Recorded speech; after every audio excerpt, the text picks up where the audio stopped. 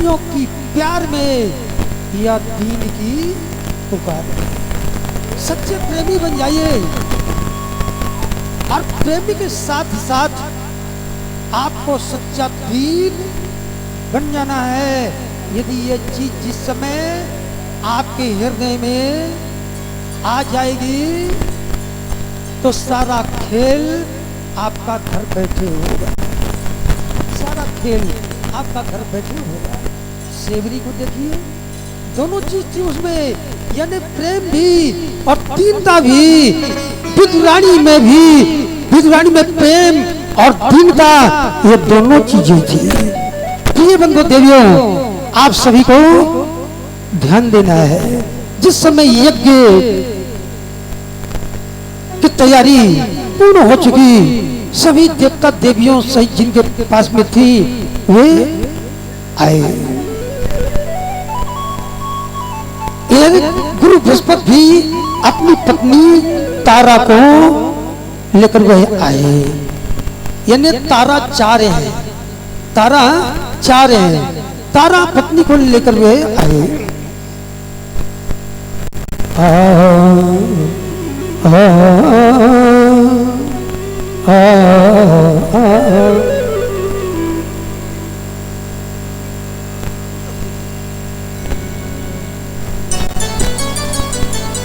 अब तारा को लेकर जैसे ही आए, यज्ञ स्थल में बैठ गए। मुआयना करने के लिए जैसे ही चंद्रदेव निकले तो देखते क्या है, गुरु पत्नी तारा जिसका नाम है, पहली बार मैंने देखा ये बहुत ही सुंदर है, अति सुंदर। झटे तारा का हरण कर लिया। जैसे ही तारा का हरण किया, अपने महलों में ले जाकर रख लिया। गुरु बृहस्पति जी ने इसका विरोध किया। जब विरोध किया, उस विरोध में विरोध को नहीं माने और कहा कि मैं तारा को नहीं छोड़ूंगा, चाहे कुछ भी हो जाए।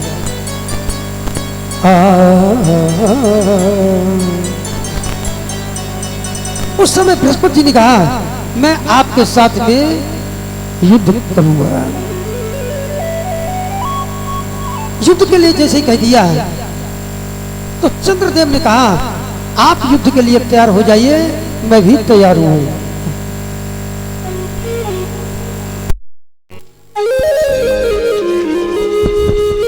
सभी तालियों से स्वागत करें। बोलिए वृंदावन बिहारी लाल की जय। कीर्तन कीर्तन बोलिए श्री राम।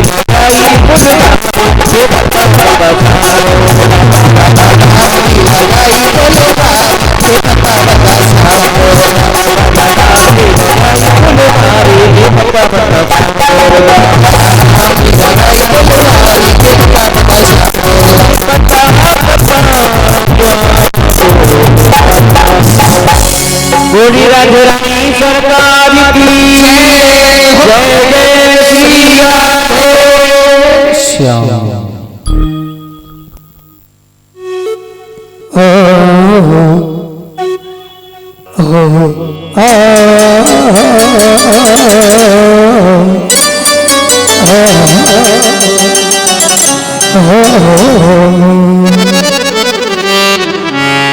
आप सभी ध्यान दीजिएगा।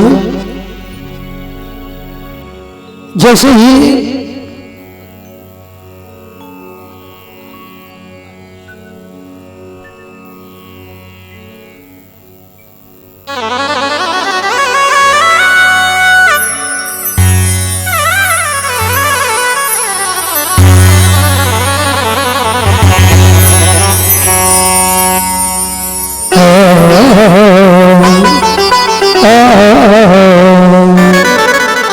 बृहस्पति जी ने बहुत ही विरोध किया, वे नहीं माने। युद्ध की योजना बनने लग गई। काफी समय बीत गए। जब काफी समय बीत जाते हैं, सभी देवताओं ने समझाया और ब्रह्मा जी ने भी समझाया। पत्नी को पाकर लेकर जैसे चले, रास्ते में देखा कि ये मेरे योग्य मेरी पत्नी तारा नहीं है, यह किसी दूसरे क्षेत्र का ही बालक है, शिशु है। तो तारा से कहा कि हे तारा, यदि आप मेरी पत्नी बनना चाहती है, आप इसे नष्ट करें, इसके बाद आप मेरे साथ में चलिए।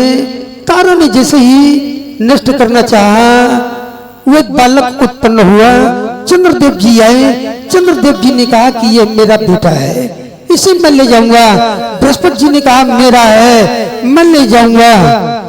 दोनों में विवाद छिड़ गया। ब्रह्मा जी ने तारा से पूछा, तारा ने कोई उत्तर नहीं दिया। वही बालक कहने लगा, कहा कि मैं तो चंद्रदेव का बेटा हूं। चंद्रदेव ले गए, जिनका नाम पड़ा बुद्ध। बुद्ध नाम पड़ा और वे इतने बुद्धिमान हुए। बोलिए बुद्ध देव भगवान की। इसके बाद सुखदेव जी बोले, कहा राजा ने इक्ष्वाकु वंश का आपने वर्णन सुना, अब मैं आपको सुंदर और वंश का वर्णन सुना रहा हूं, उसे आप श्रवण करें। रघुवंश की वंशावली, रघुवंश वंश, इसे सुनाने की तैयारी किया है। कहा राजन, इसके बाद में इक्ष्वाकु के बाद में होते हैं मानधाता। जब मानधाता हुए और मानधाता क्या अंशुमान हुए, अंशुमान के डिलीट हुए अनेकों राजा ऐसे ये होते गए। प्रिय बंधु देवियों, और भी आगे खट्वांग, दीर्घबाहु इत्यादि ऐसे ऐसे राजा गण हुए। इसके बाद में राजा सगर हुए। राजा सगर के 60,000 बेटे हैं। जो बड़े का नाम अंशुमान, अंशुमान से इतना प्यार करते, प्रेम करते, अंशुमान को अपने समीप में रोक लिया। अश्वमेध यज्ञ आरंभ किया। उस अश्वमेध यज्ञ में सगर ने एक घोड़ा छोड़ दिया विजय का। विजय के लिए घोड़ा छोड़ा।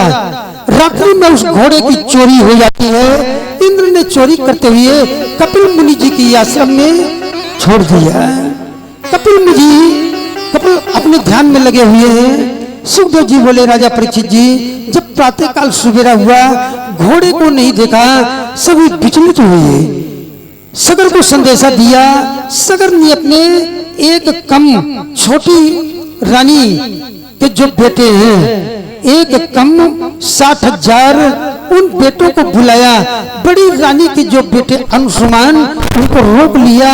उनसे कहा, आप जाइए घोड़े की खोज पता करिए। तो वे चल दिए घोड़ा खोजने के लिए। चारों दिशाओं में चल दिए। उसी आश्रम में पहुंच गए जहां पर कपिल मुनि हैं, अपना ध्यान कर रहे हैं। तो पृथ्वी को खोदते हुए और जैसे पहुंचते हैं, कपिल मुनि जी को देखा आश्रम में घोड़ा बंधा हुआ है। उसके लिए भला भूला, यानी चोर कपिल मुनि जी के लिए ऐसे अभिमानी थे। पहले भी अभिमानी होते थे, आज क्यों नहीं अभिमानी हो? स्वाभाविक है। तो पहले तो इतना होता था उनके पास में, तब अभिमान करते थे। आज तो थोड़े में ही इतना अभिमान करने लगते हैं, इतना अभिमान। तो प्रिय बंधु देवियों, उनके लिए इतना अभिमान हो गया कि हमारे सामने, हमारे पिता के समक्ष संसार में, तीनों लोकों में, ब्रह्मांड में कोई भी नहीं है। तो भला बुरा कहने लग गए, क्योंकि उनको शिक्षा नहीं दी गई थी। माँ बाप से सगर और उनकी माँ से उन बालकों को, बेचारों को शिक्षा नहीं दी गई। जब वो बड़े हुए, आतताई अत्याचारी निकले। भला बुरा उल्टा सीधा कहने लग गए। ढोंगी, चोर इत्यादि के अपने पैरों का ठोकर ऋषि पर मारा, प्रहार किया। ऋषिवर को क्रोध हुआ, ध्यान खुला, हाथ में माला थी उनके, और एक चोट मारने से हाथ हिल गया। हाथ से माला छूटकर जमीन में नीचे गिर गई। जब नीचे जमीन में गिरती है माला, मारे क्रोध में कि मेरी पूजा आधी अधूरी रह गई, आधी अधूरी रह गई, अब मैं इनको छोड़ूंगा नहीं, चाहे कुछ भी हो जाए। कपिल मुनि जी ने अपने नेत्र खोले, तीसरा नेत्र खोला, उनको भस्मीभूत बना दिया।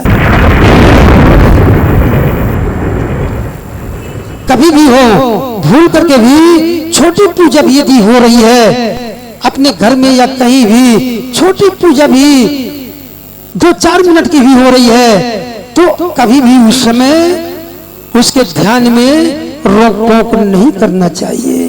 प्रिय बंधु देवियों, अब जैसे ही सगर कोई जानकारी होती है कि मेरे बेटे इस प्रकार से लौट कर नहीं आए, वे मारे गए। अंशुमान को बुलाया, अंशुमान से कहा आप जाइए और खोज करते हुए लाइए। उस समय अंशुमान आए। अंशुमान जैसे ही आए तो कहा, कपिल मुनि जी ने कहा कि जो भी गंगा जी को लेकर आएगा उन गंगा जी के द्वारा आपके भाइयों का उद्धार होगा। अंशुमान जी आए, सगर से कहा पिता से, और सगर पिता ने अंशुमान को राजा बनाया। आप सगर चल दिए तप करने के लिए, गंगा जी का ध्यान करने के लिए। गंगा प्रसन्न नहीं हुई, वे भी मारे गए। सगर के भी प्राणांत हो गए। अंशुमान के हुए दिलीप।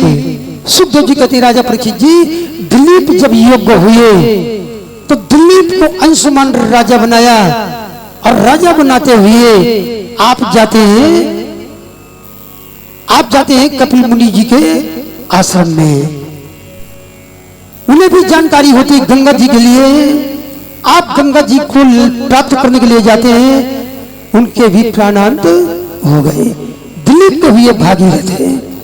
जब भागीरथ योग्य हुए तो भागीरथ को राजा बनाया, और दिलीप आए गंगा जी को प्रसन्न करने के लिए, उनके भी प्राणांत हो गए। गंगा जी नहीं प्राप्त हुई, भागीरथ जी जब वे भी और गंगा का ध्यान करने के लिए जा रहे हैं, गंगा जी का ध्यान उन्हें खुश करने के लिए, मनाने के लिए, तो भागीरथ जी बड़े होशियार प्रथम ब्रह्मा जी का स्मरण किया, ब्रह्मा जी से याचना किया गंगा जी चाहिए। गंगा जी का तप किया। गंगा जी ने कहा मैं अब तो आपके यानी बस में हो गई। आप जहां ले जाएंगे जैसा चाहेंगे। मृत्यु लोक में नहीं जाना चाहती, लेकिन मृत्यु लोक में आप लेकर जाएंगे तो मैं मृत्यु लोक चलूंगी। लेकिन मेरी शर्त है, मेरी शर्त यह है कि आप जिस स्थान में ले जाना चाहें उसी स्थान पर ले चलिए। पहले प्रथम मेरा वेग रोकने वाला कोई हो, नहीं तो पाताल पृथ्वी तोड़ती हुई पाताल लोक को चली जाऊंगी। उस समय भगवान शिव जी का ध्यान किया। शिव जी ने कहा आप गंगा जी लाइए। शिव जी ने अपने जटाओं को बिखेर दिया और गंगा महारानी आई। गंगा महारानी जटाओं में प्रवेश कर गई। वर्षों वर्ष उसमें भटकती रही। बोले गंगा मैया की वर्षों वर्ष और भटकती रही। ध्यान दीजिएगा, गंगा भी आप जब गंगा जी जाते हैं स्नान करने के लिए और ये गंगा जी जो लेकर आ रहे हैं तो बहुत समझ कर भागीरथ जी से शिक्षा लेते हुए कि गंगा जी हमें कैसे ले जाना है, गंगा जल हमें कैसे ले जाना है, क्योंकि वो साक्षात गंगा आपके घर में आ रही है। इनकी बड़ी कठिन तप करनी पड़ती है तब जाके लेकर आते हैं। ऐसा नहीं कि किसी नदी में गए, नदी का पानी ले लिया और भागे भागे चले आए। ये कोई साधारण चीज नहीं है, इसके लिए भी बड़े नियम होते हैं। प्रिय बंधु देवियों, आप सभी ध्यान दीजिएगा। जैसे ही और गंगा वर्षों वर्ष भगवान शिव जी की जटाओं में और वे प्रवेश कर, अभी भी गंगा भागीरथ जी के साथ नहीं आने को तैयार, अभी भी तैयार नहीं हो रही, छुप गई, वर्षों वर्ष के लिए छुप गई। अब तो भागीरथ जी घबरा गए और भागीरथ जी भगवान शिव जी का ध्यान किया। भगवान शिव जी ने अपनी जटाओं को निचोड़ा। जैसे निचोड़ा तो गंगा जी की बूंद टपक रही है। गंगा जी प्रकट हो गई।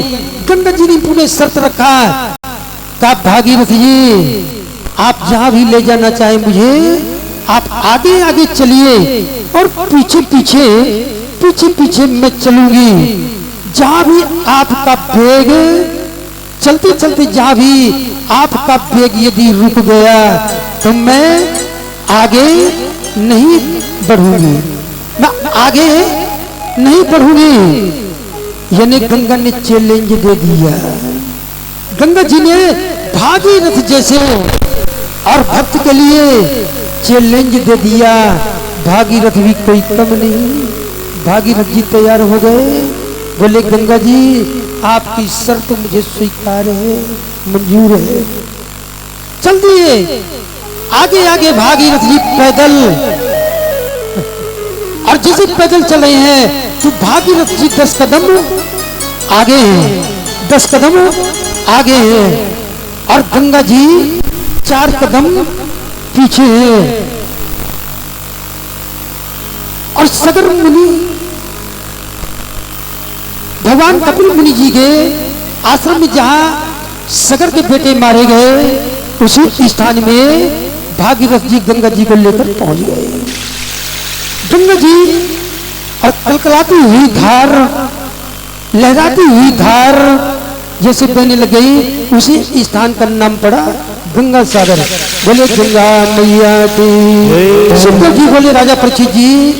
इसके बाद में मानधाता के होते हैं खट्वांग, दीर्घबाहु, और दीर्घबाहु के होते हैं रघु हुए, रघु के होते हैं अज, और अज के होते हैं दशरथ हो।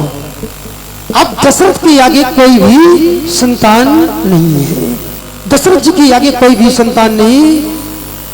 उस समय दशरथ जी मन में विचार करते हैं, क्योंकि उनको जानकारी है 3 शादियां हुई, लेकिन उनको ये जानकारी थी कि मुझे कोई संतान प्राप्त होने वाली नहीं है। एक दिन दशरथ जी ने मन में विचार किया, वो विचार करते हैं कि मुझे इंद्रलोक जाना है, इंद्रलोक जाना है अपने मित्रवर इंद्र से मिलने के लिए। जैसे इंद्रलोक आए, इंद्र ने आदर सम्मान किया, इंद्रदेव जी ने आदर सम्मान किया। अर्ध सिंहासन अपने बैठने का दशरथ जी के लिए दिया, जबकि वो सिंहासन इंद्र के अलावा कोई और को वो सिंहासन नहीं मिलता था, लेकिन दशरथ जी के लिए अर्ध सिंहासन इंद्र ने बैठने के लिए दिया। इसके बाद जब दशरथ जी चलने लग गए, कुछ दूर गए, कोई काम रह गया। जब कोई काम रह गया, उसके लिए वापस हुए तो देखते क्या है कि हमारे मित्रवर इंद्रदेव जिस स्थान में मैं बैठा था उसे वे भुलवा रहे हैं, पवित्र करवा रहे हैं। कारण क्या है, मुझ में ऐसी क्या कमी है, इस प्रकार से मेरे मित्र कर रहे हैं। दशरथ जी ने प्रश्न किया कि क्षमा करिएगा मेरे मित्रवर इंद्रदेव, जिस स्थान में मैं बैठा उसे आप मेरा जाना नहीं कि आप जल से पवित्र करवा रहे हैं, कारण क्या है। इंद्र ने कहा, बोले मित्रवर, हे प्रिय दशरथ जी, चक्रवर्ती जी, आपकी कोई संतान नहीं है। ये पूजनीय इंद्रासन है, इंद्र का आसन। इसमें जिस स्थान में आप बैठ गए अब पवित्र हो गया, इसलिए मैं इसको और पवित्र करवा रहा हूं। दशरथ जी का मन और वह कुंठित हो गया, धूमिल पड़ गया। इतनी कमी महसूस हुई दशरथ जी के लिए कि मुझ में इतनी बड़ी कमी है। तो दशरथ जी चल दिए। एक बारो भूपत मन माई, भूपत मन माही, कलानी रे सुनाई, गलाने मोरे सुनाई, गलानी रे सुनाई,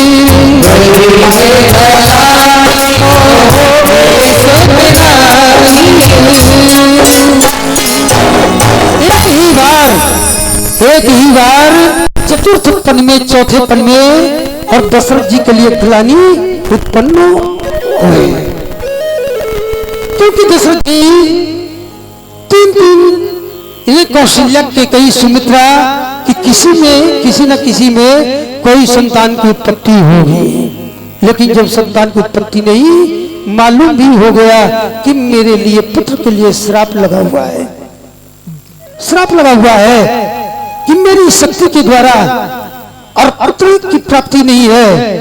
जब ग्लानि हो रही है उस समय गुरु वशिष्ठ जी के समीप में दशरथ जी जाते हैं। गुरु वशिष्ठ जी के पास में जाकर गुरु महाराज को निवेदन किया और प्रणाम किया। कहने लगे कि हे गुरु महाराज, और बहुत बड़ी आज कामना मनोकामना आज तक मैंने आपसे नहीं कहा है, लेकिन आज आपसे मैं और कह रहा हूं कि चाहे 10 नहीं एक ही हो, नाम चलाने वाला हो, माता पिता का आज्ञाकारी हो, प्रजा को प्राणों के समान मानने वाला हो, धर्मात्मा हो, प्रभु का पुजारी हो, दयालु दयावान हो, दानी हो, ये सारे लक्षण उस पुत्र में होना चाहिए। आप पुत्रष्टि यज्ञ करवाइए। उस समय दशरथ जी ने कहा, बोले कि महाराज आपके लिए मैं पुत्रष्टि यज्ञ नहीं करवा सकता। श्रृंगी ऋषि इसमें वो निपुण है।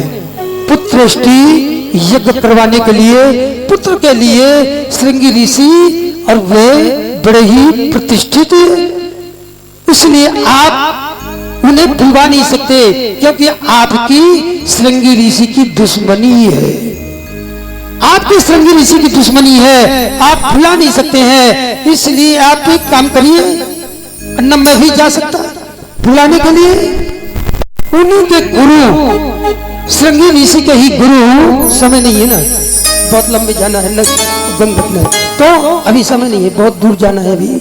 बोले वृंदावन बिहारी लाल की बंधु देवियों, आप सभी ध्यान दीजिएगा। जिस समय कहा हरि ओम, भटक जाता हूँ ना, शांत रहने दिया करो, हल्के हल्के स्वर देते रहे। बोले वृंदावन बिहारी लाल की, शंकर भगवान की आ, आ, आ, आ,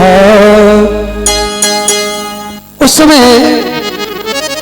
गुरु वशिष्ठ जी ने कहा कि आप एक काम करिए कि जिनके गुरु श्रृंगी ऋषि के गुरु रोमपाद हैं, आप रोमपाद जी के पास में जाइए। रोमपाद जी श्रृंगी ऋषि को बुलाकर लाएंगे, यज्ञ करवाएंगे। ऐसा ही किया। श्रृंगी ऋषि जी है, जैसे श्रृंगी ऋषि जी और महलों में आए, दशरथ जी को बुलवाया और भी जोड़ीवानों को बुलवाया, यज्ञ वेदिका का निर्माण करवाया।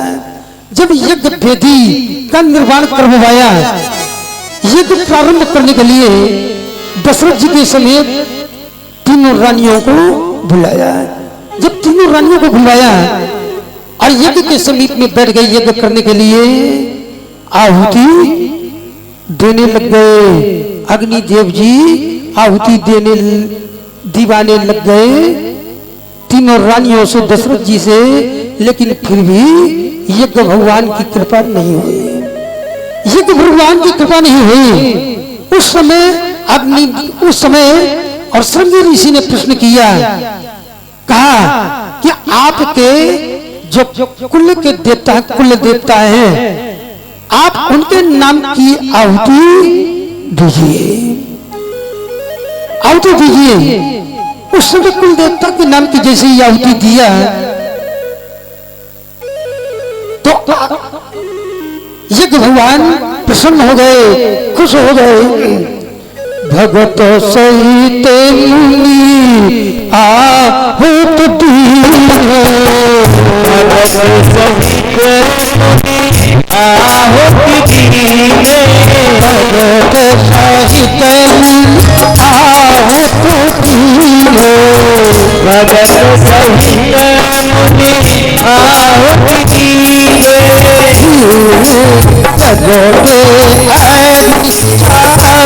जगते जगत अग्नि जरो कर ली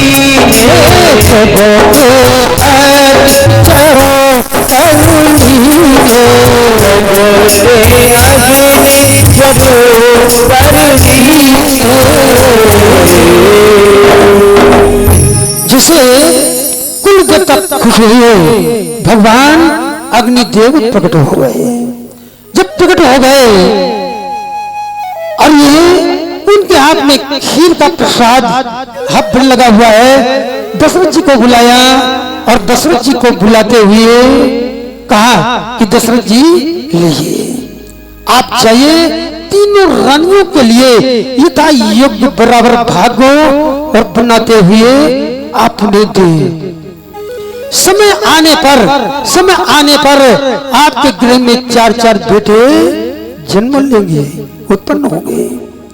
दशरथ जी बड़े खुश हो गए कि मैंने एक की कामना किया, यहाँ तो मुझे 4-4 बेटों का आशीर्वाद भेजा।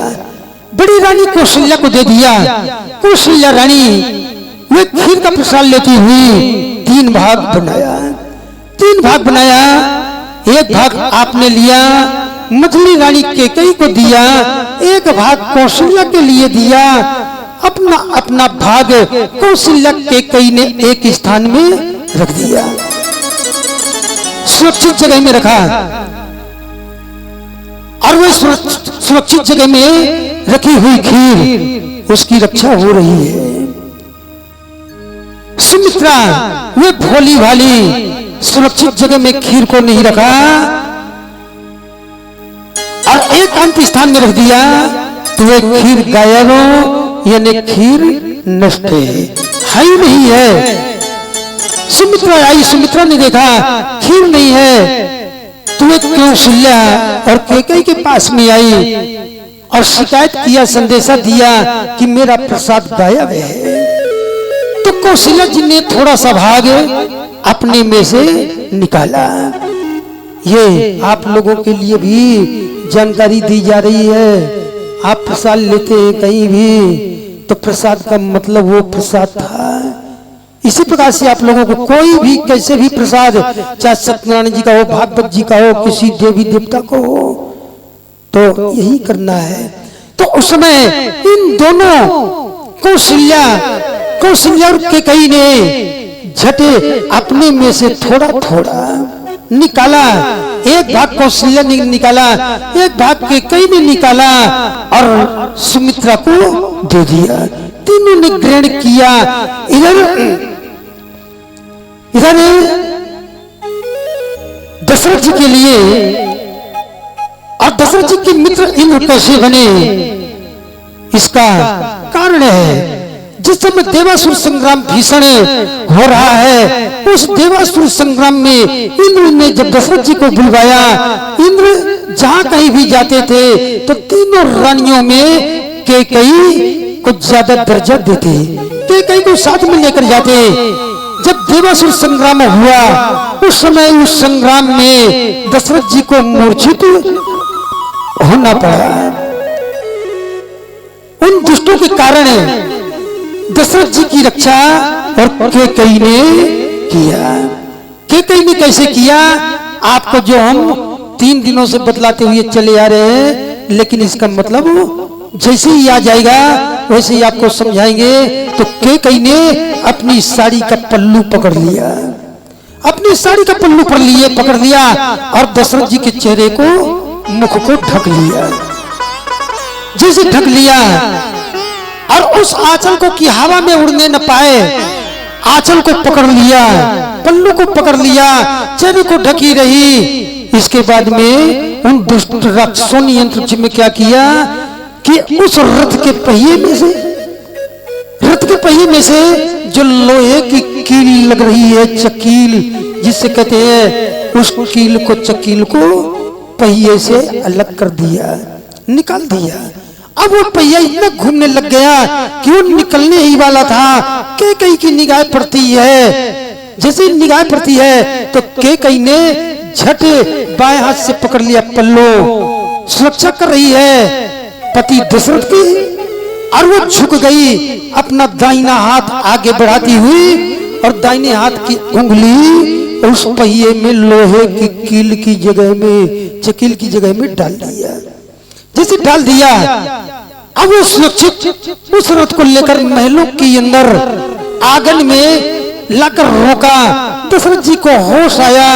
जैसे होश आया, दशरथ जी ने कहा कैकेयी, मैं कैसे यहाँ पर, मैं तो अंतरिक्ष में युद्ध कर रहा था और फिर आपके उंगली में इतना खून निकल रहा है, कारण क्या है आप बताइए। तब कैकेयी जी ने कहा आपका भीषण युद्ध हुआ अंतरिक्ष में, उन दुष्टों ने आपको मूर्छित अवस्था में किया, मैंने आपकी सुरक्षा किया कि आपके प्राण सुरक्षित रहे। इसके बाद दुष्टों ने लोहे की कील पहिए से अलग कर दिया। पहिया यदि निकल जाता तो रथ जमीन में आता, रथ चकनाचूर हो जाता। मेरी कोई बात नहीं है, मैं मरती मर जाती, लेकिन आपको मैं नहीं मरने देना चाह रही थी। आपकी रक्षा करना, मैं अर्धांगिनी हूं, मेरा ये फर्ज है, धर्म है। फिर दूसरी बात, आप मुझे साथ में लेकर गए तो आप कुछ मान कर ले गए होंगे, कोई विश्वास लेकर गए होंगे, तो मैंने भी अपने मन में कोई स्वार्थ नहीं देखा, निस्वार्थ ये काम किया, आपको सुरक्षित लाकर मैंने छोड़ा। दशरथ जी गदगद हो गए, इतने खुश हुए, खुश होते हुए और देखा ना तो झटके दिया कि कैकेयी आपके लिए सबसे बड़ा अधिकार है, एक नहीं दो दो के लिए।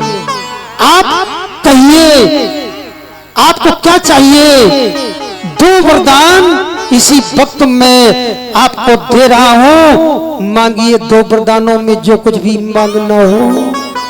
कैकेयी ने कहा नहीं महाराज, ये कहीं भागे नहीं जा रहे हैं वरदान, न मैं भागी जा रही, ये रखे रहेंगे सुरक्षित, समय आने पर मैं ले लूंगी। इतना कहा, तब तक में दशरथ जी अपने काम में लग गए। आज ये वही समय, अब इधर जैसे ग्रहण किया, ये तीनों गर्भ से होती है।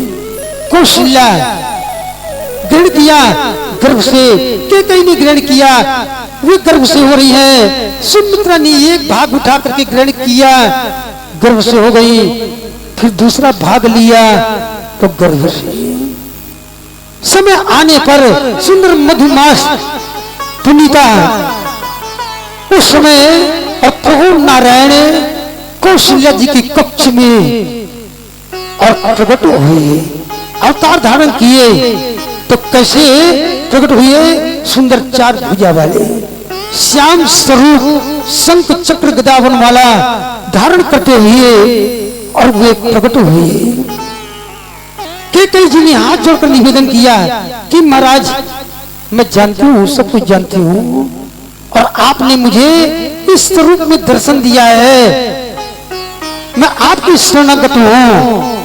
हे नारायण, ये चतुर्भुज आप दूर करिए कि भय प्रकट कृपाला, दीन दयाला, कौशल्या हितकारी, हर्षित महतारी, मुनि मनहारी, अद्भुत रूप निहारी, लोचनी अभिरामा, तम घनश्यामा, निज आयस भुजचारी। उतने में भी कि भूषण बन वाला, नैन विशाला, ये नैन विशाल, चार भुजा, वो भी शंख चक्र गदा। आप मेरे बेटा बनकर के आए, इतने बड़े विचित्र, इतने विचित्र बेटे बनकर के आए। अवधपुर की नारियां, अवधपुर की नारियां सब मेरी हंसी उड़ाएंगी कि बेटे दो भुजा वाले छोटे से आते हैं, लेकिन इतने बड़े चार भुजा वाले विचित्र। इसलिए प्रभु, यदि आप मेरे पुत्र बनकर के आए हैं, मेरे बेटा बनकर के आए हैं, तो आप छोटा स्वरूप दो भुजा वाले आप बनकर के आइए, जिससे कि मैं आपको अपने बेटे का लाड़ प्यार दे सकूं। तो सुनी वचन सुजाना, रोदन उठाना, हुई बालक स्वरूप हो पाए। वचन सुनते ही और वही झट छोटा रूप धारण करते हुए रोने लगे, माँ की गोद में आ गए। दासी को बुलवाया, दासी आती है, दासी कुछ सुंदर रेशमी साड़ी भेंट किया, पहनाया। कहा दासी जा, महाराज से कहना कि बड़ी रानी कौशल्या ने सुंदर श्याम वर्ण के पुत्र का जन्म दिया है, और वे बधाइयां, दान इत्यादि के लुटाए। दासी ने जाकर के जैसे ही संदेशा दशरथ जी के लिए कहा, दशरथ जी बड़े खुश हो गए। गले में कीमती मोतियों की माला पड़ी हुई, गले से उतारा और झटे दासी के गले में पहना दिया। आप दान लुटाना शुरू कर दिया, इतना दान लुटाया। कुछ क्षण बाद कैकेयी ने संदेशा भेजा दासी के द्वारा कि जा दासी, महाराज से कहना कि मझली रानी कैकेयी ने एक सुंदर श्याम वर्ण के पुत्र को जन्म दिया है, तो वे और दान लुटाए। तब तक में दासी आती है और दूसरा संदेशा कहा। जैसे दूसरा संदेशा कहा, उस दूसरे संदेशा को पाते ही दशरथ जी इतने खुश हो गए, मुझे दूसरा बेटा मिल गया। इसके बाद में सुमित्रा जी ने दासी को बुलाया और कहा कि जा दासी, महाराज से कहना कि सुमित्रा ने सुंदर 2 गौर वर्ण के पुत्रों का जन्म दिया है। संदेशा दिया। कुछ समय पश्चात और जात कर्म संस्कार करवाया, अपने जाति में मिलाया, शौचाभ्याम इत्यादि करवाते हुए जाति में मिलाया। इसके बाद नामकरण की बारी आती है। गुरु वशिष्ठ जी को बुलवाया गया और गुरु वशिष्ठ जी से कहा, महाराज आपने जो कुछ भी अपने दिल मन में हृदय में, आप अपने कुंडली के द्वारा, आप अपने ज्योतिष के द्वारा, आपने जो भी नक्षत्र के हिसाब से नाम आपने निकाला हो, तो वह नाम आप रखें, वो नाम आप रखें। तो वशिष्ठ जी करते क्या है, कौशल्या जी के सामने खड़े होकर, उन बालक के पास में खड़े होकर और बोले, कहने लग गए, कहा कि हे दशरथ जी, ये कौशल्या रानी, ये कोई साधारण बालक नहीं है, क्योंकि मैंने अपने कुंडली में, ज्योतिष में, और मैंने निकाला, यही कर रहा था मैं घर में बैठे, जिसके इंतजार में मैं था, आज वही निकाल रहा था। तो इनके लक्षणों बड़े ही विचित्र हैं। ये सारी धरा, तीनों लोग 14 भुवन को ये सुख पहुंचाएंगे, ये स्वयं अनेकों इनके नाम पढ़ेंगे और ऋषि मुनियों को, सारे जगत को ये सुखी करेंगे और अपने माता पिता को भी इतना अपने चरित्रों से खुश रखेंगे। लेकिन नहीं, जो मैंने अपने मन में विचार किया है, जो मैंने अपने मन में विचार किया है, तो मैं वही नामकरण और आपके बेटे का कर रहा हूं, वही नामकरण कर रहा हूं। तुम महारानी कौशल्या के श्याम वर्ण के पुत्र, जिनका नाम यानी 2 अक्षर, बोले कि ये 2 अक्षर महामंत्र होंगे। दशरथ जी, ये 2 अक्षर महामंत्र होंगे। कैसे भी कोई भी यदि ये 2 अक्षर का नाम यदि ले लेगा, इसीलिए कहा गया कि मंत्र जापो मम दृढ़ विश्वासा, सबसे बड़ा मंत्र यही है 2 अक्षर का। वैसे बीज मंत्र बने हुए हैं प्रभु के, इनके बीज मंत्र बने हुए हैं। बीज मंत्र में जो शक्ति है, चाहे लक्ष्मी जी की हो, दुर्गा जी की, सरस्वती की, शिव जी की, किसी की भी हो, लेकिन साधारण की ओर हमें जाना है तो भगवान शिव जी का भी है, राम जी का, कृष्ण का, यानी 2 अक्षर का नाम। और इन्हें जो संसार में लेगा, भगवान शिव जी ने भी इसी मंत्र का जाप किया, राम नाम रखा। बोले रामचंद्र भगवान की। विश्व भरण पोषण करे जोई, विश्व भरण पोषण कर जोई, ता कर नामो भरत हो।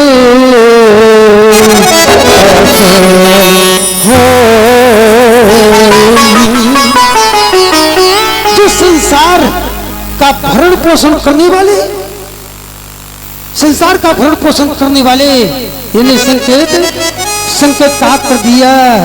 गुरु वशिष्ठ जी ने संकेत किया कैलाश पर्वत की ओर। भगवान शिव जी के लिए संकेत कैलाश पर्वत में वशिष्ठ जी ने कर दिया। कैसे किया कि विश्व भरण पोषण कर जोई, का करो नाम भरत अस हो। जो संसार का पालन पोषण करने वाले, क्योंकि राम जी ने पहले कह दिया था, ब्रह्म ने पहले कह दिया था कि अनशन सहित लइहो अवतारा। अपने अंशों को लेते हुए, कोई छोटे मोटे अंश नहीं। देखिए कौन कौन से अंश आए, इसीलिए कहा गया है इंसानों में भी अंश होना चाहिए। इंसानों में भी यानी 4 अंश नहीं है, चाहे एक ही अंश हो, अंश होना चाहिए। उस अंश के विषय में भी हम आपको बताएंगे। प्रिय बंधु देवियों, आप सभी ध्यान दीजिएगा। तो उसमें संकेत किया कि ऐसे, और आपके पुत्र जो पालन पोषण करने वाले, ऐसे पुत्र का नाम करण में कर रहा हूं, जिनका नाम है भरतलाल। बोलिए भरतलाल भगवान की। और इधर अंश में आए लक्षण धाम, लक्षण धाम राम प्रिय, लक्षण धाम राम प्रिय, सकल जगत आधार, गुरु वशिष्ठ राखियो,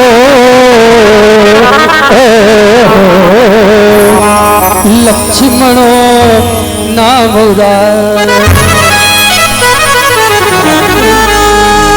आप मेरे सिंगर हैं ना। हम ऐसों को साथ में रखते हैं, ऐसों को नहीं रखते कि वे अब खुद के खुद गए और दूसरे को भी ले गए। प्रिय बंधु देवियों, आप सभी ध्यान दीजिएगा। अपने भैया, बड़े भैया के लिए प्राणों के समान प्रिय, और बड़े भैया के लिए प्राणों के समान प्रिय छोटे भैया, इन दोनों का इतना बड़ा लगाव रहेगा, इतना बड़ा लगाव रहेगा, एक दूसरे से जुदा नहीं हो सकते। लक्ष्मण धान हो राम प्रिय, सकल जगत आधार, ये भी तो कहा वशिष्ठ जी ने कहा संकेत कर दिया, यानी जगत पृथ्वी की ओर, पृथ्वी की ओर संकेत किया, शेष नारायण जी की ओर संकेत किया। अब चौथे नंबर में आए वशिष्ठ जी, तो क्या संकेत कर रहे हैं? संकेत किया, कहा जाते सुमिरन तेरी पुनासा, जाते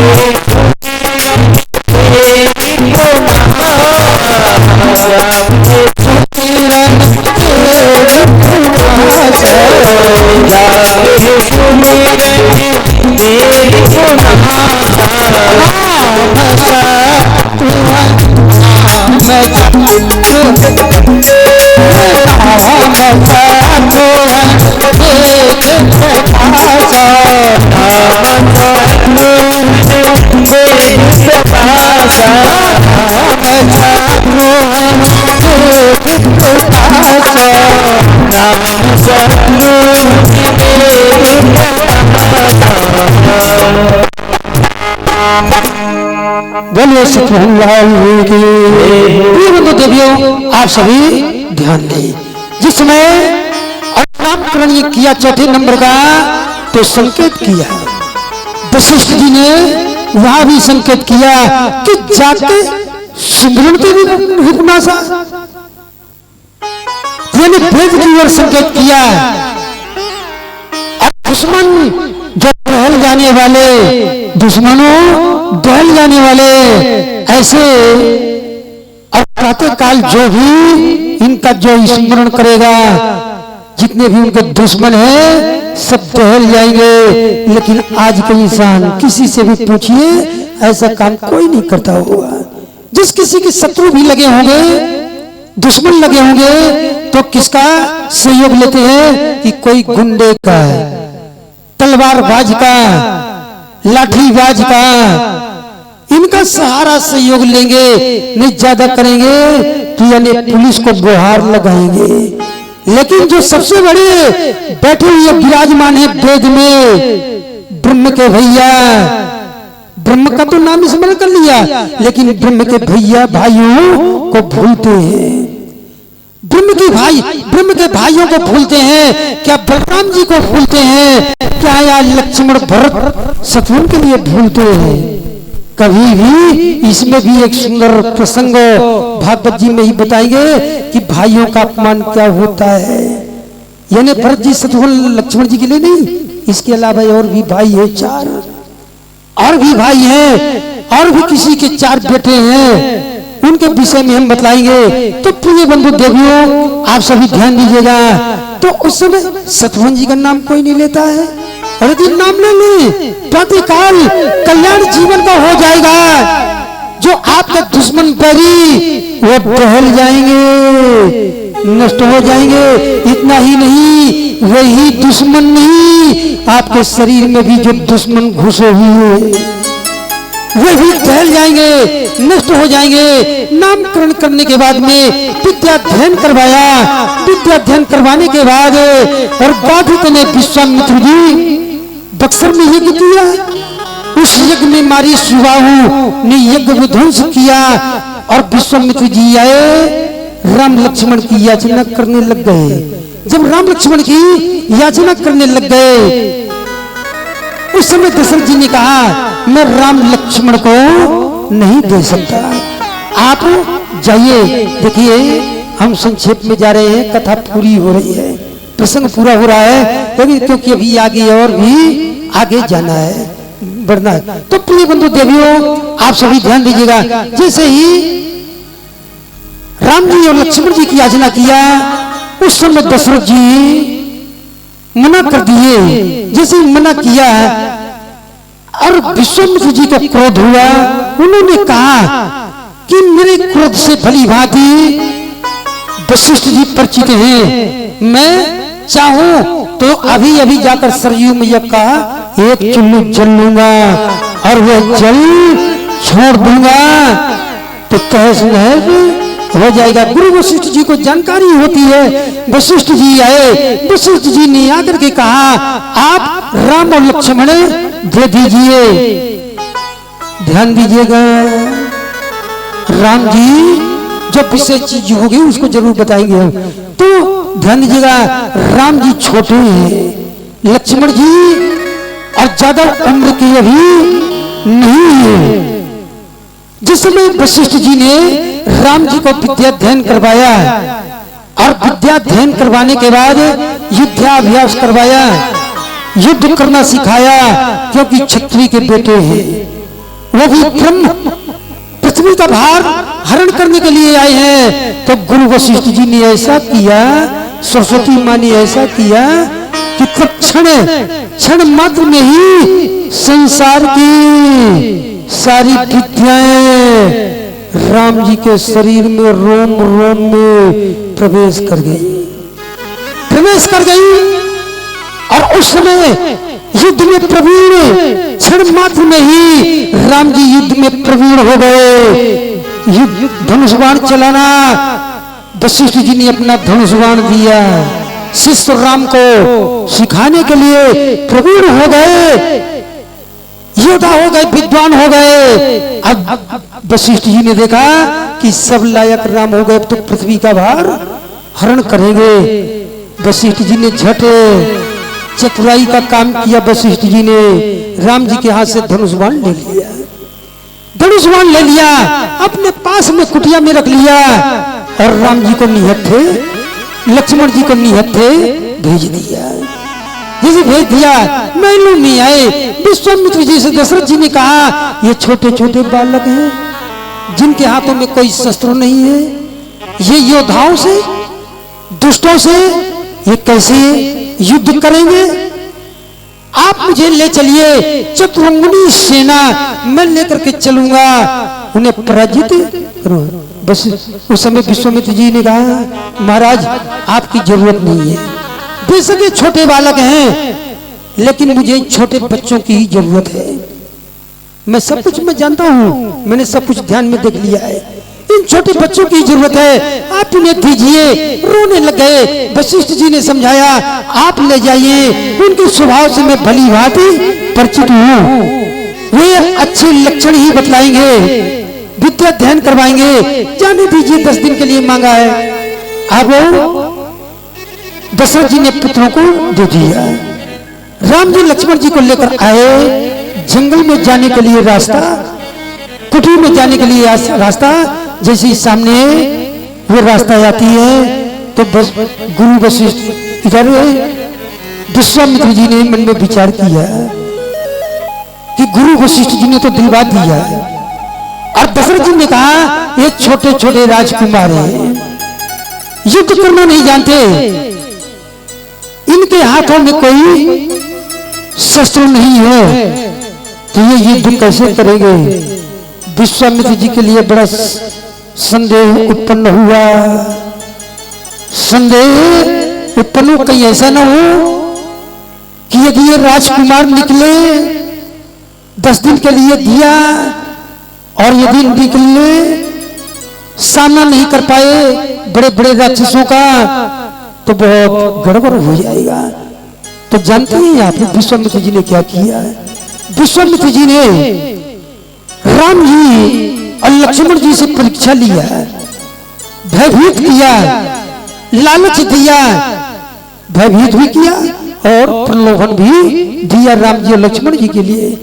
कहने लग गए, कहा, ये बेटा राम और लक्ष्मण, मेरे कुटिया में जाने के लिए 2 रास्ता है, 2 रास्ता है। तो राम जी ने कहा, इन रास्तों में कोई भेद भी तो होगा। तो भेद बतलाया कि एक रास्ता जिसमें 2 घंटे में हम पहुंच जाएंगे, 2 घंटे में जल्द ही अपने कुटिया पहुंच जाएंगे। तो रास्ता कैसी है? जंगल होकर के सीधी रास्ता जा रही है, बड़े बड़े कांटे, कंकड़, पत्थर, पहाड़, कोई जलाशय नहीं, कोई फल नहीं, और बड़े बड़े राक्षसों का निवास, ताड़का राक्षसी जिसका 100 हाथी का बल है, 100 हाथी का बल, वो न जाने क्या क्या कर देती है, बच्चों को और नहीं छोड़ती, बच्चों को खा जाती है, ऋषि मुनियों की कोई गिनती नहीं। फिर राम जी ने कहा कि दूसरी रास्ता में क्या भेद है? बोले दूसरी रास्ता में उसमें थोड़ा लेट, यानी टाइम लगेगा जाने में, और टाइम से पहुंचेंगे, टाइम अधिक हो जाएगा, उसमें यानी फलदार वृक्ष लगे हुए हैं, जगह जगह पानी जल, और मेरे चेला रहते हुए हैं, हर जगह चेला है, शिष्य, आपकी सेवा होगी, मेरी सेवा होगी। प्रलोभन दे दिया राम जी के लिए, उधर भयभीत कर दिया दोनों भाइयों के लिए, इधर प्रलोभन दे दिया। तो राम जी प्रलोभन में नहीं आए, वे प्रलोभन में नहीं आए और भयभीत भी नहीं हुए। राम जी कहने लगे, हम 2 घंटे की रास्ता चलेंगे, हमें उस राक्षसी ताड़का को देखना है कैसी होती है। विश्वामित्र जी ने कहा कि कोई खेल खिलवाड़ नहीं है, बच्चे नहीं बचते उसे। बोले महाराज चलिए तो सही, आप ऐसा क्यों विचार कर रहे हैं? आगे आगे राम जी चल दिए। विश्वामित्र जी ने कहा आप दोनों भाइयों के बीच में, आप दोनों भाइयों के बीच में ही होकर के जाऊंगा। चल दिए आगे। जैसे ही राक्षसी ताड़का आ रही है, गियावान विकराल बड़े बड़े केस दांत जैसी सामने आई। विश्वामित्र जी ने कहा यही राक्षसी ताड़का है, खाने आ रही है। तो राम जी ने झट सीख उठाया, क्योंकि बाण नहीं है हाथ में, न धनुष है। वशिष्ठ जी ने दिया नहीं।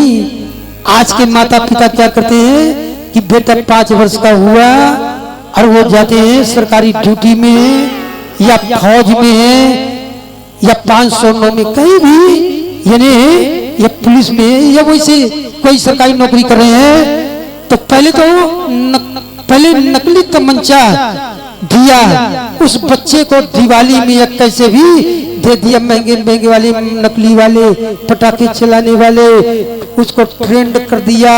वो 5 वर्ष का बच्चा 6 वर्ष का बच्चा खूब चलाना शुरू कर दिया। वो पटाखे खूब फूटने लग गए तमंचे में। अब ये ड्यूटी करके आए, रिवॉल्वर ले रखे हैं असली, टेबल में रख दिया। जब टेबल में रख दिया, अब एक बेटा सोचा कि इससे भी अच्छा कितना अच्छा तमंचा है, इससे भी अच्छा ये तमंचा कितना बढ़िया है, और उसी को लिया, उसी को चला दिया, दबा दिया घोड़ा। क्योंकि पहले ही माता पिता ने सिखा दिया नकली तमंचे में घोड़ा दबाना चलाना। अब वो तो ट्रेंड हो गया, चला दिया और नुकसान भी पहुंच गया। ऐसा कभी भी नहीं करना चाहिए, ये कमी माता पिता में होती है।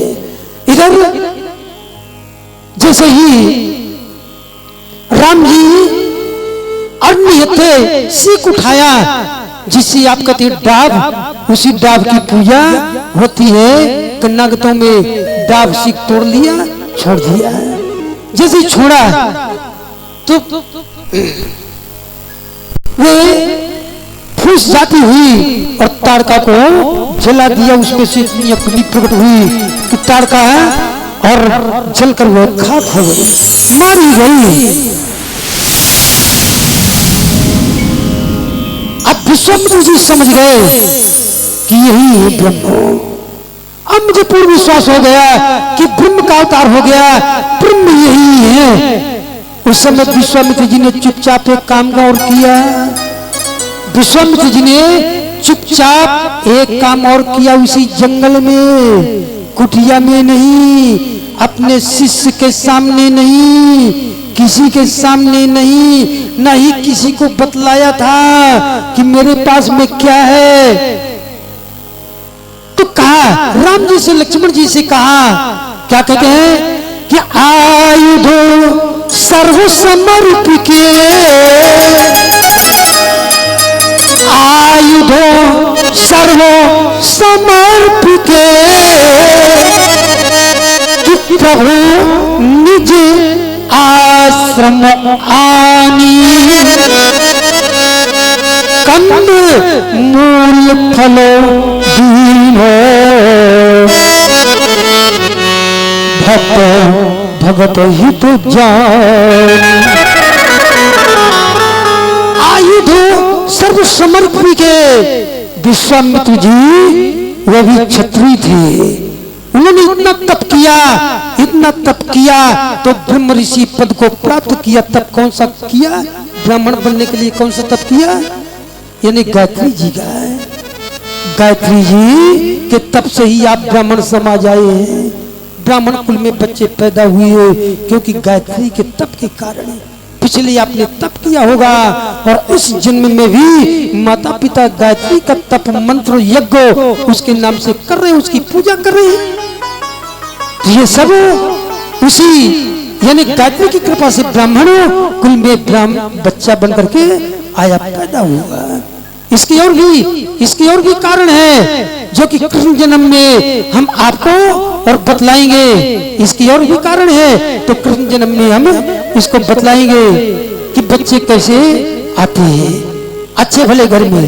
तो प्रिय बंधुओं, देवियों, आप सभी ध्यान दीजिएगा। जैसे ही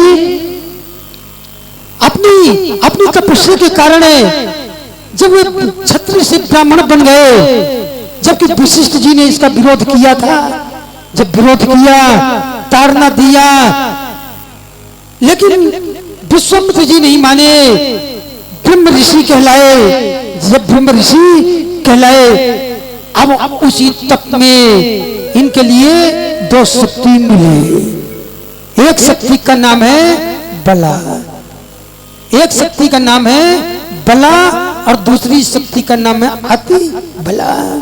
बला और अति बला, तो बला नाम की शक्ति राम जी के लिए दिया और अति बला नाम की शक्ति लक्ष्मण जी को दिया। और कहने लगे, कहा कि हे राम, आप जब युद्ध करने जाएंगे, हाथ बाण में आ गया, अब धनुष नहीं है, धनुष भी बताएंगे हम। तो अब कहा कि राम जी, जिस समय आप दुष्टों के बीच में, बड़े बड़े राक्षसों के बीच में ये बाण होगा, आपके तर्कस में ये बाण होगा बला नाम का, जिस समय आप शत्रु के ऊपर छोड़ेंगे तो शत्रु यदि 1000 हैं तो ये डबल बन जाएंगे एक बाण छोड़ने पर, और उतने ही ये बाण बन जाएंगे उनका वध करते हुए। जो असली बला नाम की शक्ति है वो वापस आकर तर्कस में आ जाएगी। हे लक्ष्मण, ये अति बला नाम की शक्ति जितने समय तक आपके और तर्कस में रहेगा तो आपके लिए 12 वर्ष भूख, नींद और नारी का परित्याग इत्यादि किए आपके लिए सब कुछ रहेगा, और कोई भी दुश्मन आपको नुकसान नहीं पहुंचाएगा। जैसे आए यज्ञ करवाया, राक्षसों का वध किया, जनक नगरी से पत्र आया सीता स्वयंवर का, जैसे पत्र आया उस पत्र को पाते ही विश्वामित्र जी ने राम जी से कहा, ये पत्र आया। राम जी ने कहा, किस बात का है? बोले सीता जी का स्वयंवर है, सीता जी के स्वयंवर में चलना है। सीता जी के स्वयंवर के लिए जैसे कहा, राम जी तैयार हो गए। बोले वृंदावन बिहारी लाल की जय। आइए इसी उपलक्ष्य में एक भजन सुने। बोले शंकर भगवान की, रामचंद्र भगवान की जय।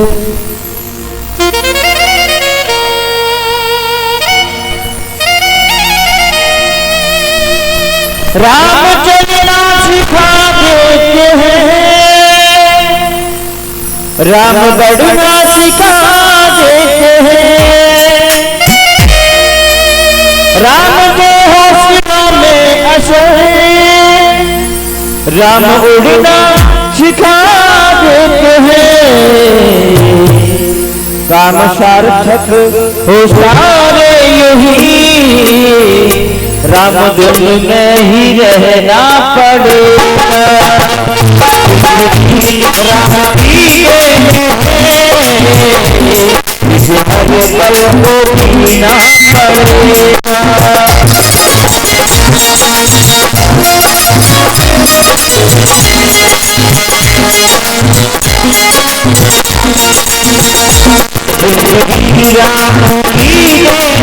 की इसे हर पल को जीना पड़ेगा, राम की इसे हर पल को जीना पड़ेगा।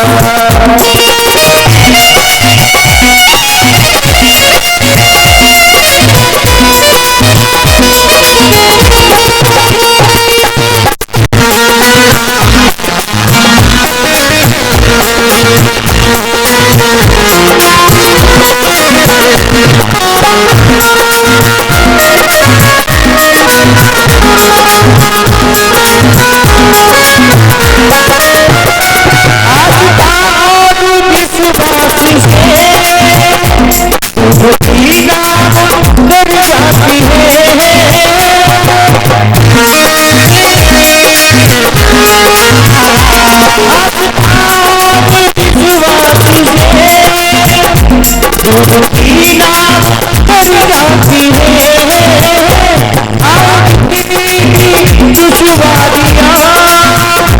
जिंदगी समझ जाती है राम पाना झुकनाई है बस समझो पीना पड़ेगा राम की गए पीना पड़ेगा।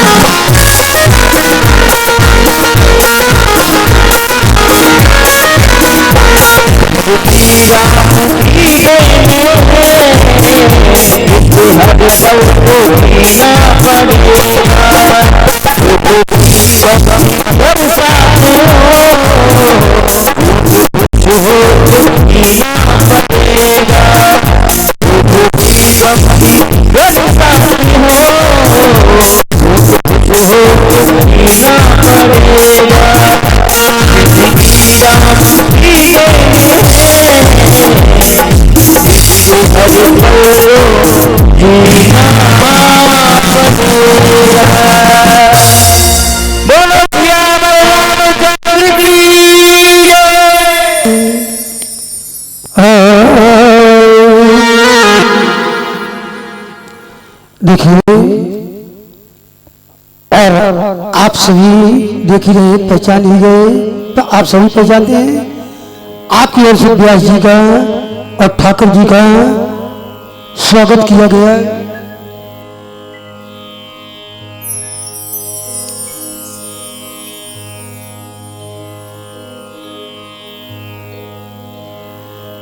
हमारे श्री आदि पवन कुमार जी कटारा जी, गली नंबर 3, जंगजीत नगर, आगरा।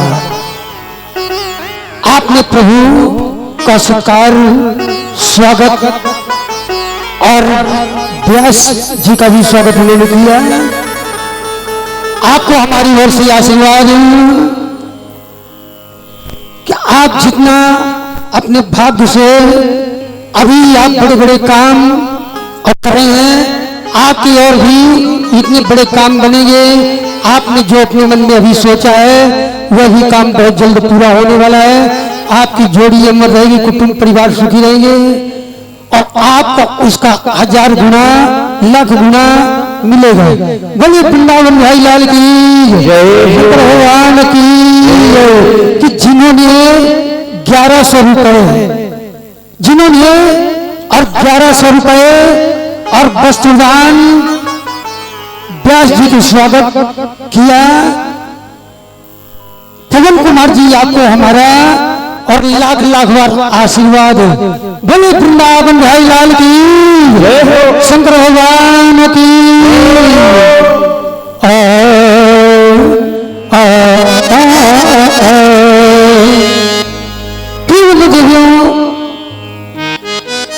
जिसमें प्रभु राम और उन्होंने भी कहा, बोले कि मुझे और उस स्वयंवर में चलना है। स्वयंवर में लेकर के आए, जिसे स्वयंवर में लेकर आए और धनुष लग की स्वयंवर को दिखाया गया।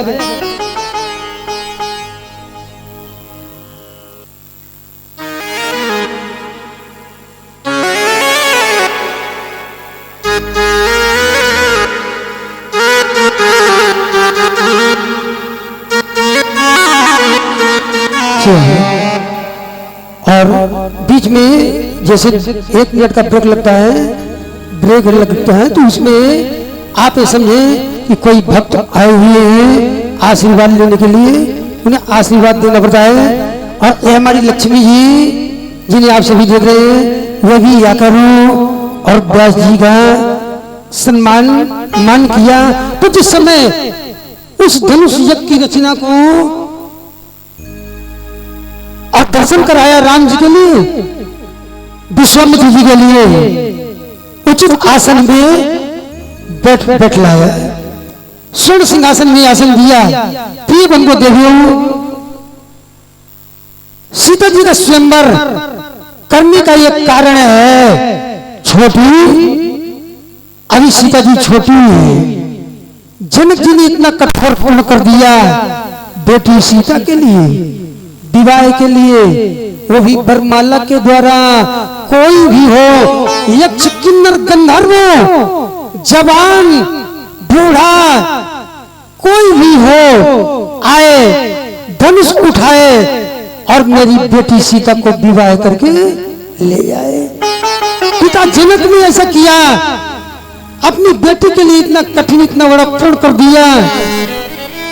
इसमें एक कारण था कि धनुष के लिए ही इतना बड़ा प्रण क्यों किया, इसमें एक कारण था। आप सभी ध्यान देकर श्रवण करिएगा। एक दिन जनक जी तीर्थ यात्रा के लिए वे गए। जैसे वो तीर्थ यात्रा करने के लिए जा रहे हैं, तो जाने से पूर्व अपनी पत्नी सुनैना के समीप में आए। जनक जी की पत्नी का नाम था सुनैना। सुनैना के समीप में आए और आते हुए कहा कि सुनैना रानी, मैं जा रहा हूं तीर्थ यात्रा के लिए, जब तक लौट कर नहीं आ रहा 1 दिन या 2 दिन, तो आप धनुष की पूजा करिएगा, क्योंकि बिना धनुष के पूजा के मैं नहीं रह पाता।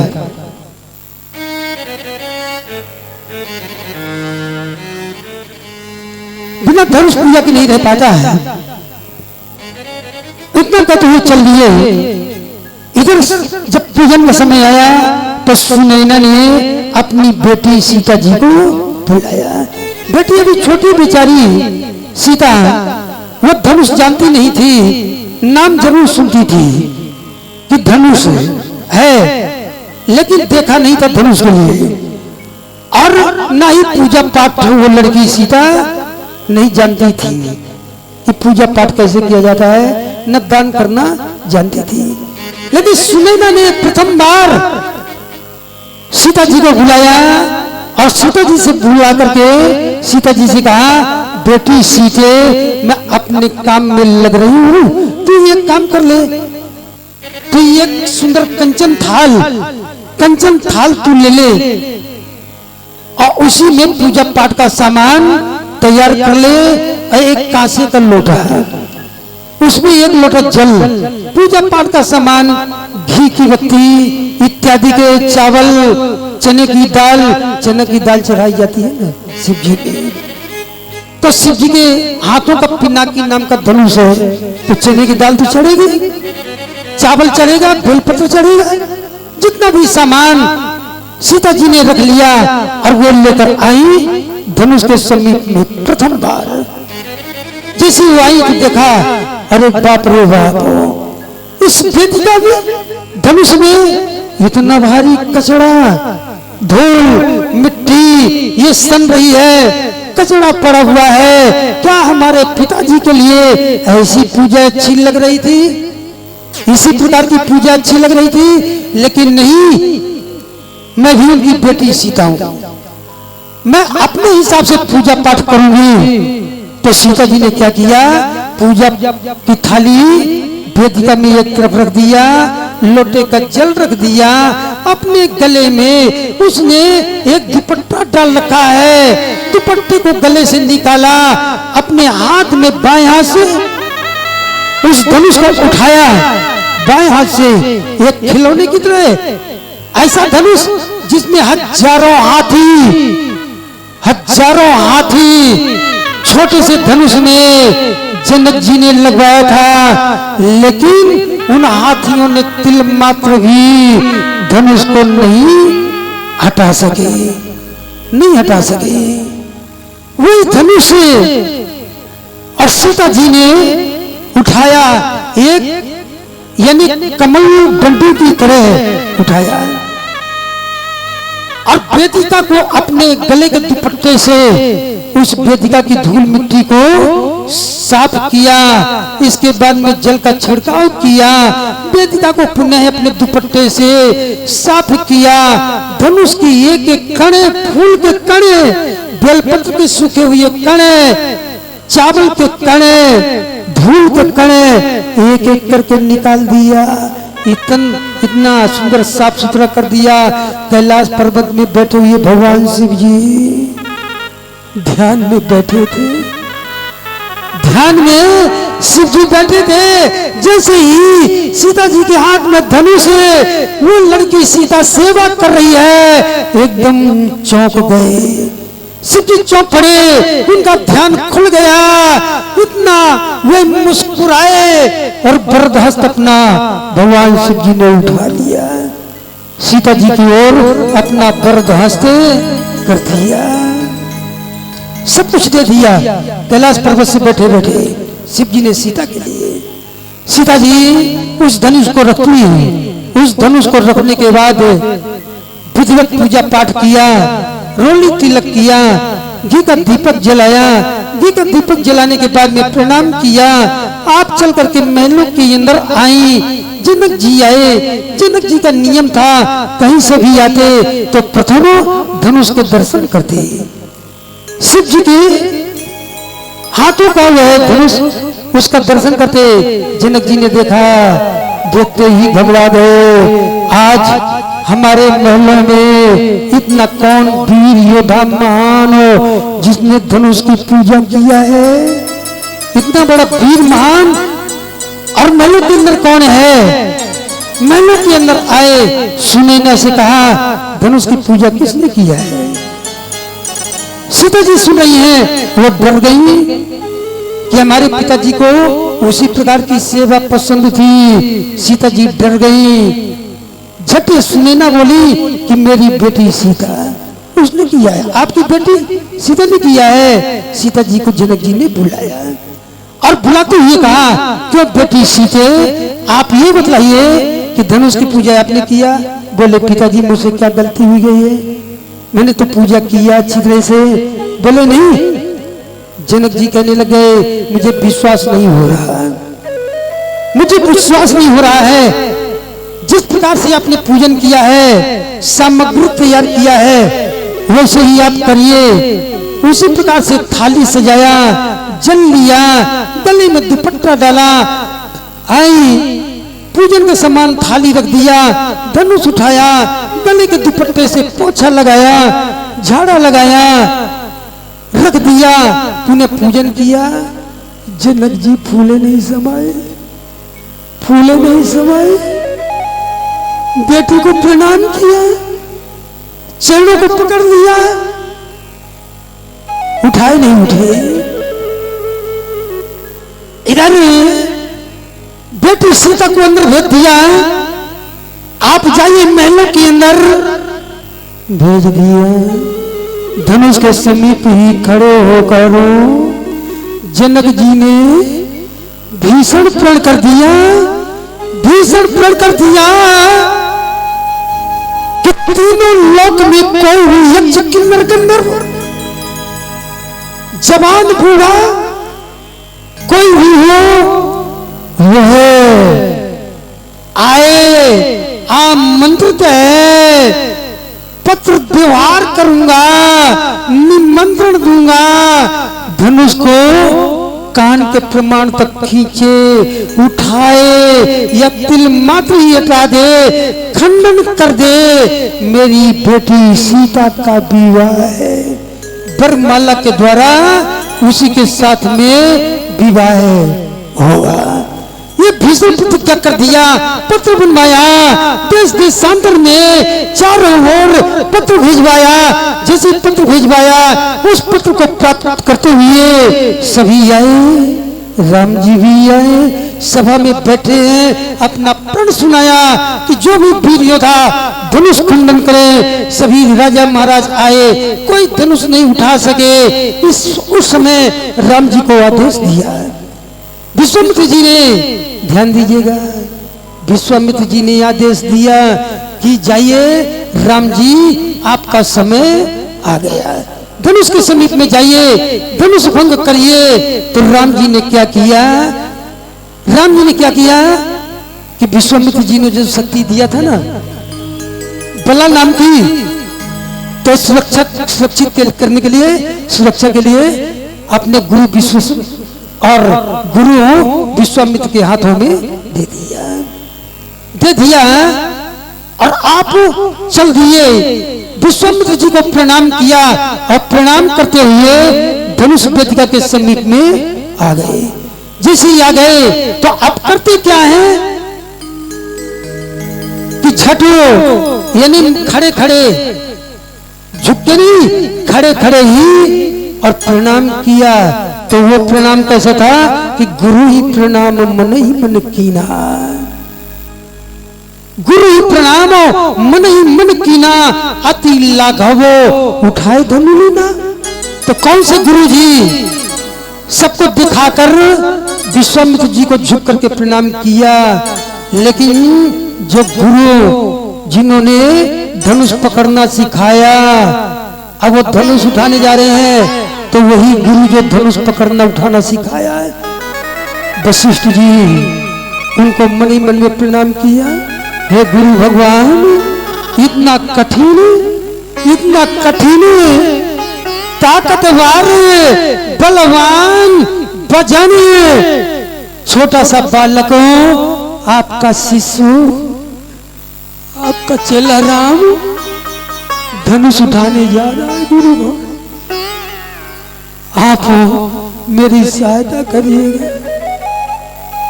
धनुष को उठाया, बाएं हाथ में उत्तर दे दिया। राम जी ने उत्तर दे दिया सीता के लिए कि तुमने बाएं हाथ में उठाया, मैं भी बाएं हाथ में उठाऊंगा। बाएं हाथ में उठाया, जिसे उठाया सीता जी मारे खुशी के सीता जी के लिए कोई ठिकाना नहीं। लेत चढ़ावर खैचत गाड़ी, लखा नकाऊ देख सब ठाड़े, कई क्षण मध्य राम धनु तोड़ा, भरे भुवन धन घोर कठोरा, सारे भुवन में तीनों लोक में कैलाश पर्वत भी हिल गया।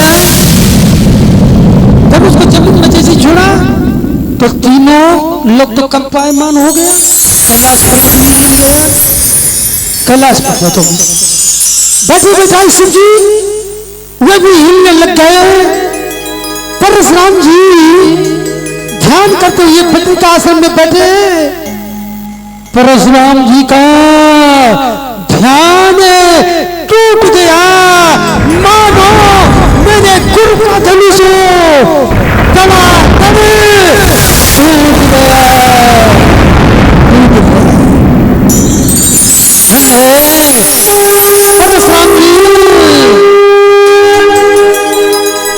लाल पीली आंखें करते हुए परशुराम जी खड़े हो गए कि मेरे परशुराम जी का ध्यान टूट गया, मानो मेरे गुरु का धनुष तड़ातड़ टूट गया।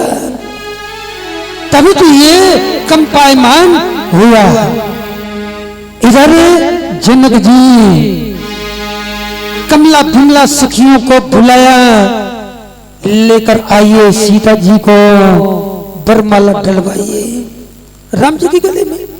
जैसे सीता जी को लेकर आए, सीता जी को लेकर जैसे आ रही है सखियां राम जी के समीप में आकर खड़ी हो गई। सीता जी और भी छोटी हैं राम जी से, और नीचे खड़ी है, सिंहासन ऊंचाई में है, राम जी लंबे हैं, ऊंचे बैठे हुए हैं। इधर से अभी नहीं, इसको नहीं। तो ये जिस समय अब उस समय राम जी बैठे हुए, सीता जी बेचारी खड़ी है, बड़ी देरी से खड़ी है, माला ली हुई, बरमाला ली हुई। और जितनी भी सखियां इत्यादि देखने वाले मन में सब विचार कर रहे हैं। लक्ष्मण जी जितने भी सब मन में ध्यान दीजिएगा, सब मन में विचार कर रहे हैं कि कारण क्या है कि राम जी बरमाला नहीं दिलवा रहे और सीता जी भी बरमाला लेकर खड़ी हुई हैं। सीता भी बरमाला के लिए कोशिश नहीं कर रही कि किसी की गोद में होकर और जाए बरमाला डाल दे। लक्ष्मण जी भी यही सोच रहे हैं। अब हो तो हो कैसे? तो सीता जी ने जानती है क्या किया है? सीता जी ने क्या किया?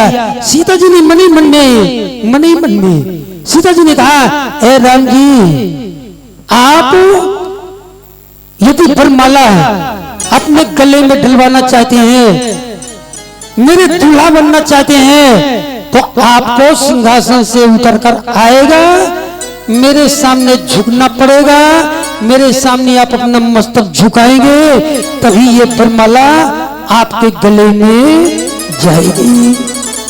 राम जी ने सीता जी के मन की बात को पढ़ लिया।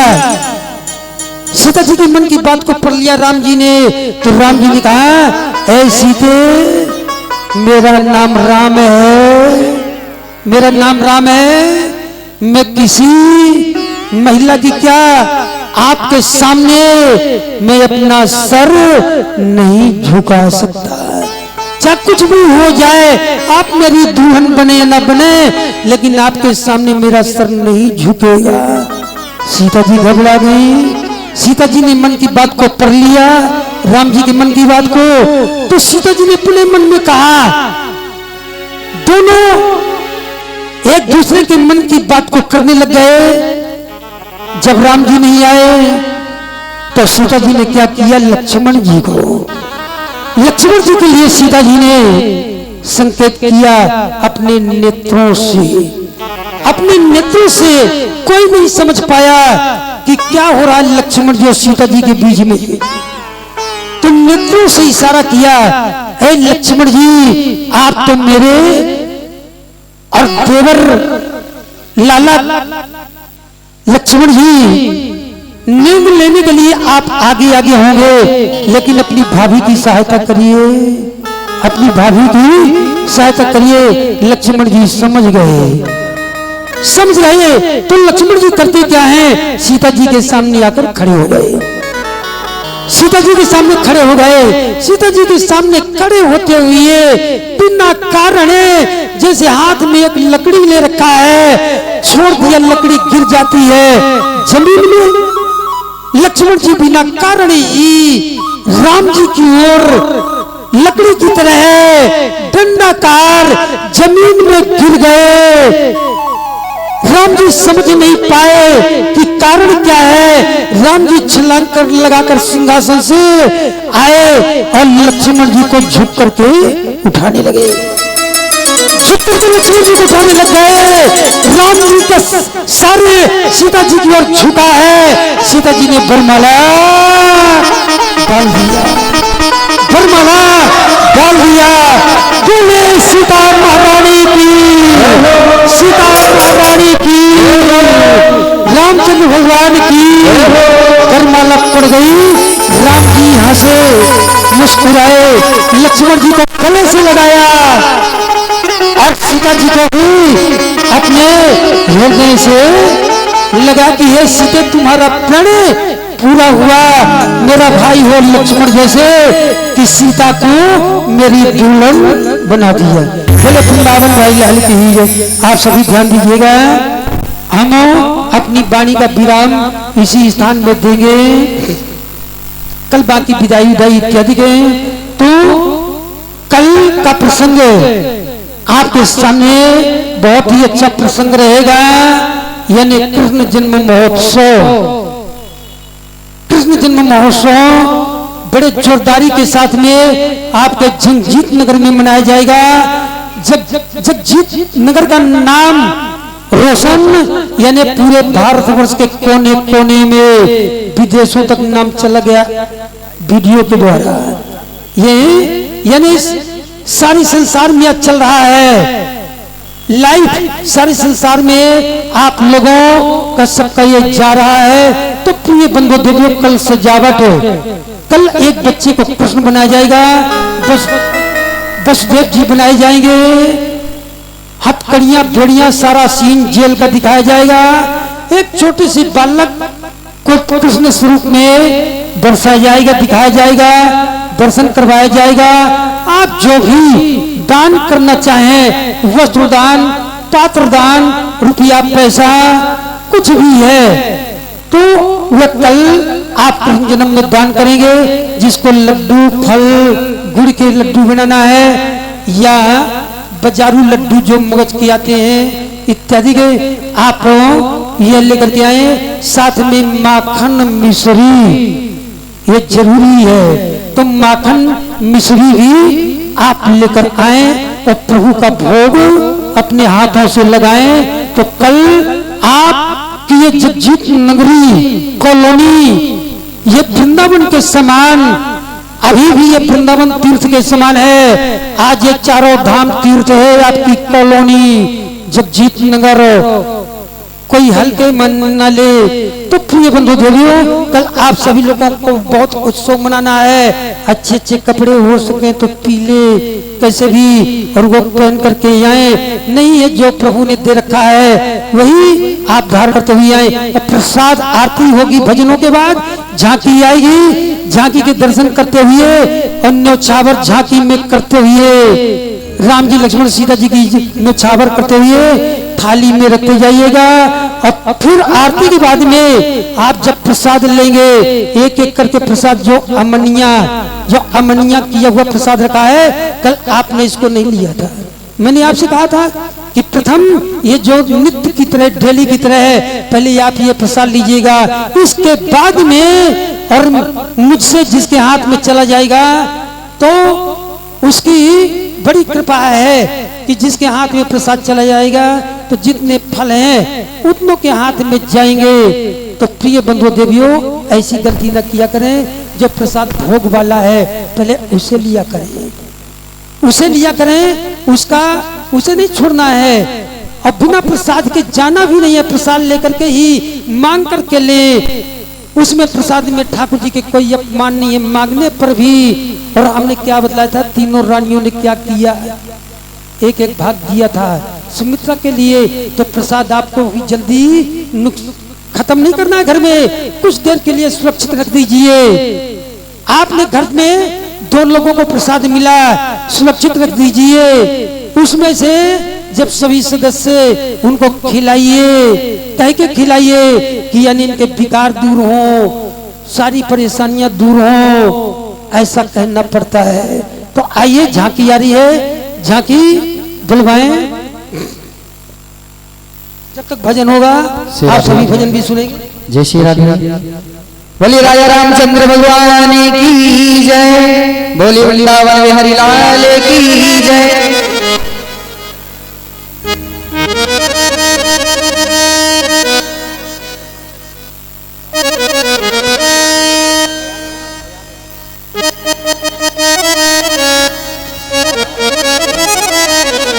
और सभी आपके सामने राम लक्ष्मण सीता जी की झांकी आ रही है, तो सभी दर्शन करें। बोलिए वृंदावन बिहारी लाल की। देखिए, आप सभी ध्यान देंगे कि जो नियम बने हुए हैं कि हमें कौन सा प्रसंग कैसे आप लोगों के बीच तक पहुंचाना है। और बीच में जैसे कोई सोचे कि हम भी उसी में सुनाना शुरू कर दें, तो हमारी भी चीज नहीं मिल पाएगी आपको कि हम क्या देने आए हैं। अगूढ़ चीजें, भागवत तो हर कोई पढ़ते हैं, भागवत हर कोई पढ़ते हैं, आपके छोटे छोटे बच्चे भी पढ़ते हैं। उसी में से आपको जो अगूढ़ चीजें हैं उसे हम देते हैं आपके जीवन के लिए, जीवन को करने के लिए। तो प्रिय बंधु देवियों, कल की कोई और चीज सुनिएगा, बहुत विशेष चीज। परसों गोवर्धन में गोपी लीला में नामकरण में कुछ और हमारे द्वारा सुनिएगा जो कि आपके जीवन में उतरेगा। और फिर सुदामा चरित्र का कोई जवाब नहीं, वह भी हमारे द्वारा सुनिएगा चावल के विषय में। चावल के विषय में उसे आप कि वो कौन से कैसे चावल थे और उनको कैसे रखना है, उसी प्रकार से ये सभी सुनाया जाएगा और गोवर्धन जी के विषय में सुनाया जाएगा। आइए, जब तक भजन हो रहा है तो झांकी भी आ रही है। राम नाम लीनो, ना हरि को नाम लीनो, ना कृष्ण नाम लीनो, तने भरी जवानी में। और ताली वाला बैठेंगे, हाँ ऐसे बैठेंगे कि घर को सिलेंडर खत्म है। हाँ नहीं, जोश दे और ताली से कर दे। क्या कहना है? हो ना राम नाम लीनो, ना हरि को नाम लीनो, ना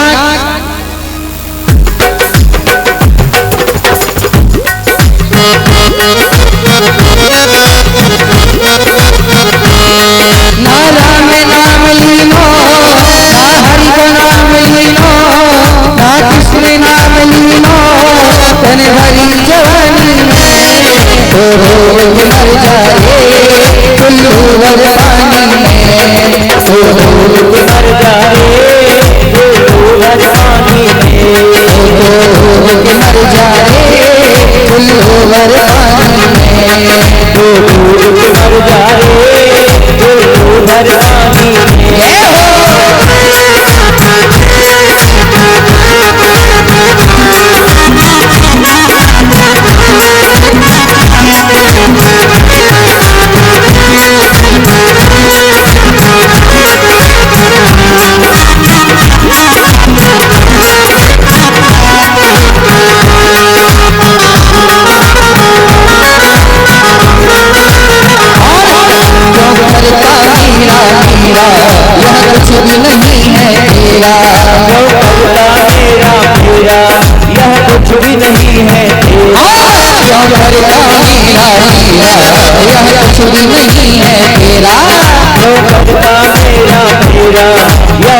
कोई नहीं है तेरा।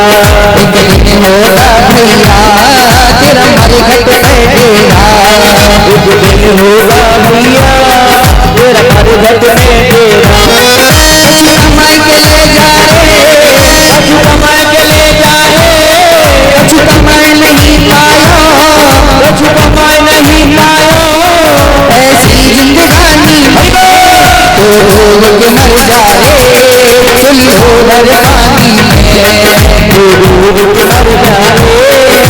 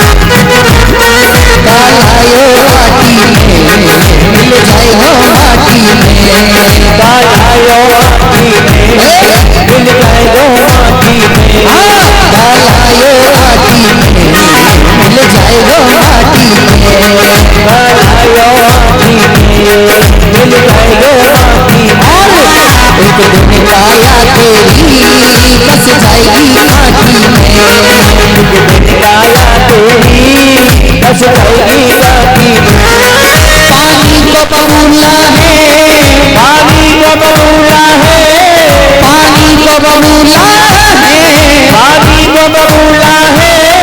मिल जाएगा पानी तो डूब के मर जा रे चुल्हो भर पानी में।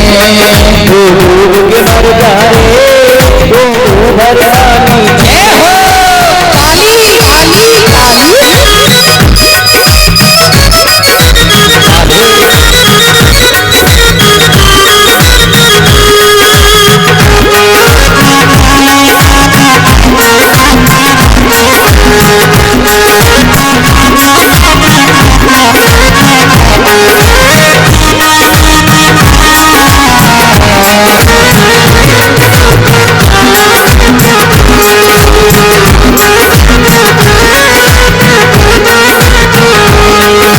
सच्ची भक्ति है भक्ति नहीं सकती है, पर सच्ची भक्ति है भक्ति में सकती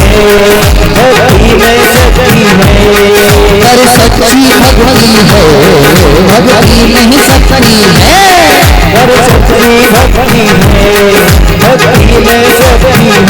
और क्या भक्ति से भैया मिल जाएगी मुक्ति है। क्या भक्ति से भैया मिल जाएगी मुक्ति है। या भक्ति से भैया मिल जाएगी मुक्ति है। क्या भक्ति से भैया मिल जाएगी मुक्ति है। सारो जीवन खोयो, सारा जीवन खोयो, सारो जीवन खोयो, सारा जीवन खोयो। तेरे दर्शन की शानी में डूब के मर जा रे चुल्हो भर पानी में। डूब के मर जाए भर पानी में। ना राम नाम लीनो, राम नाम लीनो, ना हरि को नाम लीनो, ना हरि को नाम लीनो। ना राम नाम लीनो, ना हरि को नाम लीनो, धन भरी जवानी में। जय जय श्री हर हर महा। दोनों हाथ ऊपर करके एकदम जलेबी वाले। हाँ और ऊपर भी ताली बजा के ना तो डूब के मर जा रे चुल्हो भर पानी में। तो डूब के मर जा रे चुल्हो भर पानी में। तो डूब के मर जा रे चुल्हो भर पानी में। तो डूब के मर जा रे चुल्हो भर पानी में। जय श्याम। झांकी नहीं आई झांकी बुलाए।